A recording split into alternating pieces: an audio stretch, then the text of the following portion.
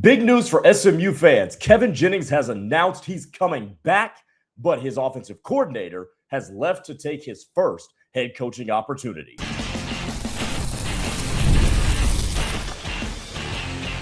You are Locked On SMU, your daily podcast on the SMU Mustangs, part of the Locked On Podcast Network, your team every day. What's up, everybody? Welcome to Locked On SMU here on a Friday, part of the Locked On Podcast Network, your team every single day. And we are the daily podcast covering the SMU Mustangs. My name is Grayson Singleton. Thank you guys for spending part of your day with me and for making us your first listen of the day. Our show today is brought to you by FanDuel. If you want to be right in the middle of the action all season long, visit FanDuel.com and place your NFL live bets all season. Coming up on the show today, we will talk about Casey Woods' departure to Missouri State as the former OC and tight ends coach. We'll talk about that too, is off for his first head coaching opportunity. Plus, the On3 has released a tournament bracketology. So where does SMU fit in on the men's basketball side? We'll talk about that to close up the show. But let's go ahead and kick it off with the biggest piece of news that to me is absolutely no news whatsoever. But we still got to talk about it. Kevin Jennings is returning to SMU. And to me, this is the first negative sign of the times type of thing, because we all knew that Kevin Jennings was coming back.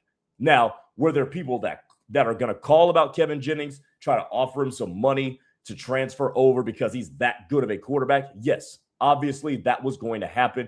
But there was no expectation ever that Kevin Jennings was going to be quarterbacking anywhere than SMU in the 2026 season. And yesterday afternoon, he made that official that he is coming back to SMU. Now, Kevin Jennings is coming off of a year where he was sixth in the Power Four in passing yards, had a pretty good touchdown interception ratio. By the way, was not named to the All-ACC team. We'll talk about that in a second. Don't worry, I'll get to it. But Kevin Jennings coming back means that coach and play caller are going into season number 3 together. And that is critical because all across college football, you see continuity between head coach or play caller and quarterback. It is the foundation of building a championship caliber team in the Power Four. If you get the coach right and you get the quarterback right, you are in really good shape, and you have started out building out the rest of your team on a very good foot. So the fact that Rhett Lashley was extended, Kevin Jennings is saying, nope, we're running this back one more time. The hell with all of you guys offering me all this money. Appreciate the phone calls. I'm flattered, but I'm sticking here. That means something. That really means something, even if it's really not a whole heck of a lot of news, because we didn't expect anything else to occur. But where this really helps you is in the transfer portal recruiting realm, because you're going to need a new number one bona fide wide receiver. Look, maybe Jalen Cooper emerges as that guy, but they need to get an ex-wide receiver to replace Jordan Hudson. They need to hit the portal for tight end. You'll probably want to bring in a portal running back. You'll probably want to bring in a portal tackle. And then obviously there's positions on the defensive side that you need to address in the transfer portal cycle. But when you have your quarterback in tow, especially when it's with a quarterback who believes in the head coach, who has a really good defensive coordinator, the foundation is there to go out and peer recruit and say, hey, come over here and play with us. We're going to compete for ACC championship games. That'll obviously have us in the mix for the college football playoff. There's a huge selling point here that Kevin Jennings announcing that he's returning when he did is going to help SMU try to build this roster to be even better than it has been in recent years. So that's why Kevin Jennings coming back is a big deal, even though we all knew he was going to come back. Now to the other piece of this. Kevin Jennings not being an All-ACC quarterback. I mentioned this in Thursday's episode, and I did some digging because Haynes King was first team All-ACC. Do I think Kevin Jennings is better than him? Yes. Do I also think Haynes King probably deserved first team? I guess. It's that Tim Tebow type of thing, right? Where he doesn't do a whole heck of a lot through the air, even though he did complete 70% of his passes. I do have to say that. But he also ran for just south of 1,000 yards. So you don't really see pro quarterback here. But for a college world, you're like, okay, fine. Darian Mensah, really good quarterback. Not going to argue with him being an All-ACC quarterback. Carson Beck over Kevin Jennings is absolutely bananas. Absolutely bananas. And you think about it, Miami's in the college football playoff. Miami was 10-2. You assume that Carson Beck statistically had a better season than Kevin Jennings. Wrong. He had a better passer efficiency rating than Kevin Jennings. That much is true. But in terms of yardage, Kevin Jennings. In terms of touchdowns, Kevin Jennings. Interceptions are equal between the two. Who's a better runner? Kevin Jennings. And who won more games because of their quarterback? Oh, yeah, that's Kevin Jennings. Right? To me, this is nuts that Carson Beck would be third team All-ACC and not Kevin Jennings. Obviously, Kevin is the first quarterback that missed. Okay, so just to get that out of the way, he is the first honorable mention. But Kevin Jennings this year, I mean, production, obviously off the chart. But in terms of how much SMU's offense ran through this dude and how prolifically and effectively he led the offense, I would not put Carson Beck ahead of him. I just wouldn't. Carson Beck, and I'm not trying to penalize Carson Beck for having a lot around him. Two good receivers, a good running game, a hell of an offensive line. I'm not trying to punish Carson Beck for that.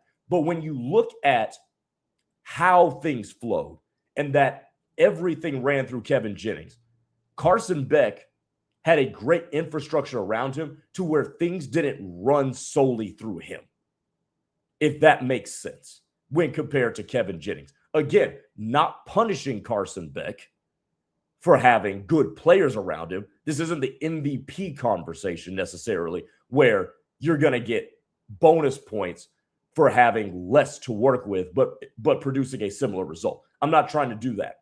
What I'm saying is everything ran through Kevin Jennings in a way that it just didn't with Carson Beck. So when you look at raw numbers, Jennings with an advantage. When you look at productivity and what was shown on the field, Jennings with an advantage. Oh, by the way, when did Kevin Jennings' best game come in this year?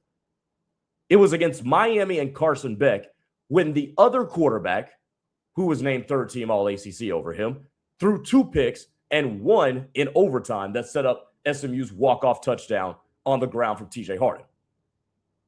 So there are 3 ways you slice it: raw numbers, production, and how the offense ran through you, and head-to-head. Not only team head-to-head, but quarterback head-to-head. He outplayed you. To me, Haynes King, not going to touch you. Darian Mensah, not going to touch you. Those two could have flip-flopped. Mensah could have been first team, and I couldn't have cared less. They're 2 really good quarterbacks. But Carson Beck? And I'm not even saying Carson Beck's a bad quarterback, because I think Carson Beck is pretty good. But over Kevin Jennings this year? Hell no. Absolutely not.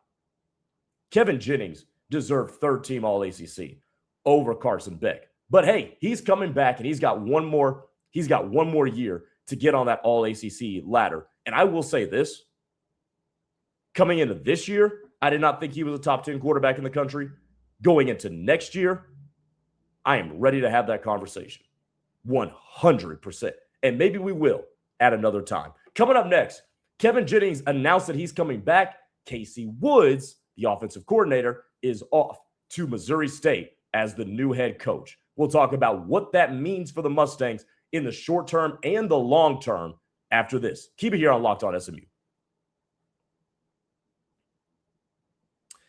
The holidays always show up faster than we expect. And if you're still putting together gifts, last-minute decor, or getting your home ready for guests, Wayfair has got you covered. Whether you need a quick room refresh, new bedding, or those final seasonal touches, Wayfair makes it easy to get what you need fast. Wayfair truly is your one-stop shop for everything home, with decor, furniture, kitchen essentials, and gifts for every style and every budget, all delivered quickly and easily. Their selection is huge. Again, bedding, decor, kitchen gears. You upgrade your kid's room. You're able to find everything all in one place. And the Wayfair items that you order will instantly refresh your space without taking on a big project. And also, no massive delivery fees and no stress with Wayfair.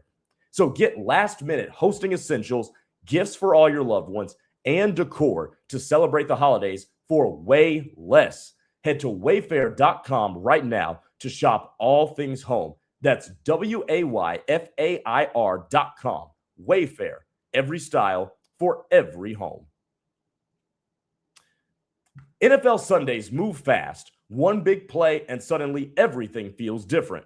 That's what makes live betting with FanDuel so exciting. You're not just watching the game, you're reacting to it in real time as if you're a part of it, right? With FanDuel, you can place bets as the action unfolds. Every drive, every momentum swing, and every highlight moment. Live betting is best when the game starts to shift, a receiver gets hot, a defense tightens up, or a momentum flip after a turnover. FanDuel lets you jump right into the moment. And player props, I love those. They update as guys start to heat up. So if you want to be right in the middle of the action this season, visit FanDuel.com and place your NFL live bets all season long. FanDuel, the game moves fast, and now so can you. All right, what's up, everybody? Welcome back to Locked On SMU. Thank you for making Locked On SMU your first listen of the day, and thank you for making Locked On the #1 sports podcast network. You already live your team every day. Now take it up a level and go ad-free. Join the Everydayer Club today and get Locked On SMU with no interruptions, member-only discount, member-only Discord access, and more. All for just $5 a month or $50 a year. Go to lockedonsmu.supercast.com or check the link in the show notes to learn more. All right, let's talk about Casey Woods. And it was announced on Thursday that Casey Woods is going to be the next head coach at Missouri State University. And his climb through the ranks leaves him a well-deserved dude for a head coaching job. No doubt about it. He is. So, what is SMU losing? Well, number one, let's be clear about one distinction. If you are ever mad about play calling for SMU, your ire is placed in the wrong way if it goes to Casey Woods. Rhett Lashley is a play caller, but Casey Woods does help construct an offense that has been pretty good. Now, has it been elite? Has it been always perfect? No, it is not, but it's been a good offense, and it's developed a good quarterback in Kevin Jennings. That will always be on Casey Woods' resume. But where Casey Woods' impact is felt, man, is the recruiting world. He is a master recruiter. He is a marquee recruiter. He has been a part of Tennessee. He has been a part of Auburn twice. He has rebuilt an Arkansas State program. Like, this dude's resume precedes him. And his reputation is out of this world. He was always going to be a head coach. This was always going to happen. It was just a matter of when. But it does hit on Thursday. And look, this is coming off of the heels of SMU, which he was a large part of, going to the college football playoff in the first iteration of the 12-team playoff, and then being a couple steps away from possibly doing it again. So he has been a part of some really unprecedented recent success for SMU. But also as a recruiter is where this guy is going to be missed. And to me, it is no correlation. It's no surprise that he is taking a head coaching job right after SMU just signed its highest rated class ever. So SMU's class was in the top 25 in 2026. 4-star running back in the class, got you a nice tight end in the class, 3-star quarterback, 4-star wide receivers, plural, 4-star offensive linemen, plural. Like Casey Woods' fingerprints were all over that class. And he took I'm gonna say it again, man. The 2024 cycle was better than the 2023 cycle. The 2025 cycle was leaps and bounds better than the 2024 cycle. And the 2026 cycle has seen even more success. Okay? Recruiting wherever Casey Woods is better than before he got there. At every place. And that includes SEC Auburn as well. Keep that in mind. So he is going to be sorely, sorely missed on the recruiting trail. And I'm curious what happens in the 2027 and beyond cycles with Casey Woods no longer here. Now, that obviously is more long-term. As it pertains to the football side of things, Rhett Lashley's still going to call plays. We'll see what kind of an offensive coordinator he brings in. Is it going to be an offensive coordinator that wants to call plays? Is it going to be an offensive coordinator that you can identify and say, he's a future head coach too? I do think that remains to be seen. So the personality and the qualifications, not the qualifications, but the experiences of the new offensive coordinator is going to be certainly interesting. I do think Rhett Lashley needs to hire an offensive coordinator. Just in case anybody wants to ask that question. I don't know if I would love it if Rhett Lashley was a head coach and the offensive coordinator. He can be the head coach and the play caller. Those are two different things than him being the head coach and the offensive coordinator. I do think he needs an OC. Okay. Especially one, by the way, if you can get one that has a history of really good discipline. Okay. Because that's one of those things that SMU is going to need to get better at, is being more disciplined. But another note in all of this is that Casey Woods was the tight ends coach. And he did really well with RJ Maryland and Matthew Hibner. It is a little bit concerning to me that Casey Woods is bouncing to Missouri State right before a portal cycle where SMU desperately needs a tight end. SMU needs a tight end in the worst way from the transfer portal right now, with both Maryland and Hibner on the way out. And Casey Woods leaving at that particular time, that sucks. Now, look, am I suggesting anything nefarious that Casey Woods decided to bounce and screw it? No, I'm not. No, by no means is that what I'm trying to imply. What I'm saying is that the timing hurts SMU in that regard. Now, will SMU still get a tight end? They will get a tight end. I don't know if the quality of tight end that they would have been able to get had Casey Woods stuck around would be the same that they would get now that Casey Woods is gone. I don't know. But the reality is now is that you're losing a tight end coach and you're losing a position coach at a position where you really need to replenish talent. And that's tough timing. That really is tough timing. But that's the short term. The long term is going to be, can SMU sustain its recruiting prowess post Casey Woods? Because SMU's been on its biggest heat of recruiting in the modern college football world. Can they sustain that without a dude who is a marquee recruiter and who was on that staff? That'll be an interesting one to keep in mind as we go on recruiting the 2027 cycle and beyond, because it's not just 2027 kids that they are out there recruiting. So that'll be interesting. That's something to watch. Casey Woods is certainly a loss. Like, don't get it twisted. Just because Rhett's the one calling plays, don't think that Casey Woods is not a loss, because he is. All right. So going forward, you wish him all the best of luck. But boy, that's a dude that you would have wanted in your building for as long as you could keep him. I think he's going to be a good head coach, man. I really, really do. All right, coming up next. On3 released a post, or let me say pre-conference play bracketology. Where does SMU sit in it, and what does that mean? We'll talk about it next. Locked on SMU. We'll close up the show coming up.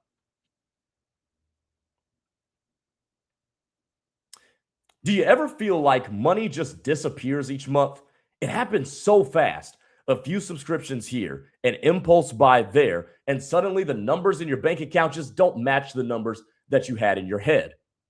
Rocket Money helps you get clarity, track every dollar, and stay in control of your finances.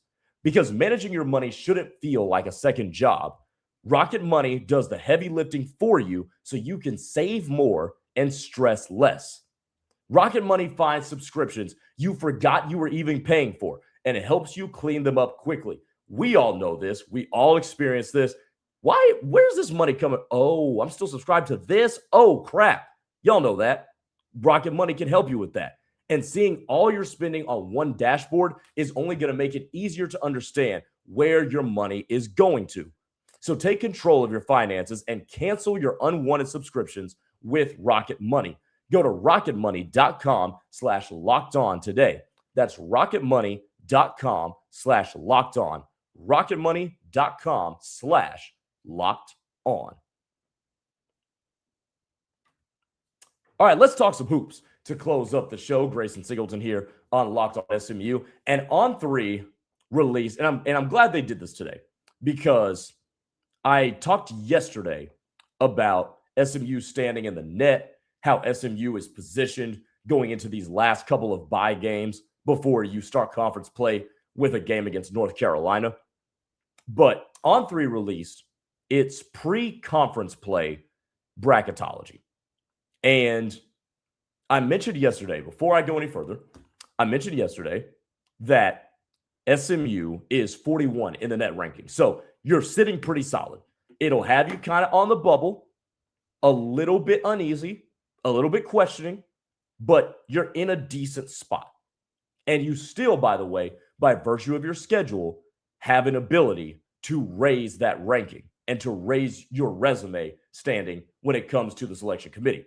You're good against quad twos. You're good against quad threes and fours. Okay, so you've taken care of most of your business. You didn't get a quad one win in the non-con. LSU seems like that could have been that game that you could have gotten. Vanderbilt's just a really good team. But ultimately, you're in an okay spot. Now, where did On3's bracketology have SMU? They had SMU as a 9 seed. So according to On3, before we get into conference play, which obviously a lot of things are going to shift over the next couple of months. So this is in no way gospel. This is in no way projecting all the way to March. But in terms of where you sit right now, you're sitting okay. You're a 9 seed. I honestly thought, believe it or not, if you had to ask me where SMU would be, I would tell you they would either be a last four bye or a last four in, given their net ranking and given their resume. So I would have told you a 10 or 11 seed. But you're a 9 seed. That means you're more comfortably in than you realized. So SMU right now, if that were to hold, if the selection committee were to say, here's what we would look like right now, be in a good spot. You've got 9 wins, and having 9 wins pre-conference play is always a good start. So you're off to a good one there. You have a favorable schedule going forward. You play the number 190-something net ranking and in Cal Fullerton, and then you're going to play a number 200 and something net ranking in Central Arkansas. So you got 2 winnable games there before that North Carolina game. You're solid. Do you still have some issues to work out? We've talked about this ad nauseum. Second ball handler, defense needs to get better. I like what I've seen from Jalen Toombs in recent memory. Like, he seems like a dude that could spell Samet Igatolu at times. And Igatolu, even though I like him, he still leaves something to be desired. And sometimes I can't even figure out what it is that he leaves for me to be desired, but he just leaves something to be desired. I will say this. Teams that play 5 out are a nightmare for him, because if you pull him away from the basket, he cannot guard in space. But my overarching point is SMU's a good basketball team. They've put together some nice lineups. They obviously can score the basketball with anybody.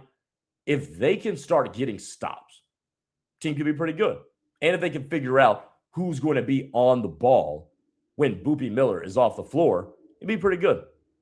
But going into conference play, unless you obviously drop one of those two games against Cal State Fullerton or Central Arkansas, unless you drop one of those games, you're in a good spot. So if you can go, let's say you go 500 in conference play and get you one or two big-time wins, one or two, maybe even three big-time wins, pull an upset or two, win a game on the road. Remember, winning on the road gives you a chance. It gives you an even better chance at that being a quad one win. So if you can pull a couple of those and end up with, let's say, 20 wins with how good the ACC is, you could make the tournament like that. So that's kind of all you're looking for right now. But the fact that there are people out there that believe with the 9-2 record, with the absence of a quad one win, but you took care of your business in quads 2 through 4, you haven't lost a game that you should lose. I think you're standing solid.